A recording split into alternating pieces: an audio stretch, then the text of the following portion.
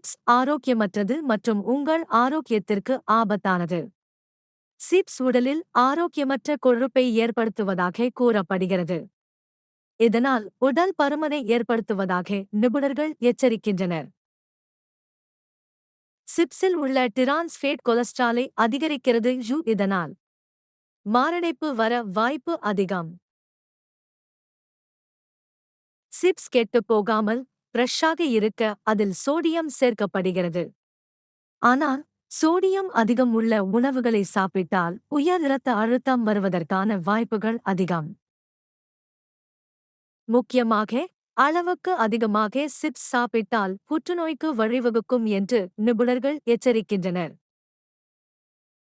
வாயு மற்றும் செரிமான பிரச்சினைகளை ஏற்படுத்துவது மட்டுமின்றி நோய் எதிர்ப்பு சக்தியை கொஞ்சம் கொஞ்சமாக குறைக்குமாம்.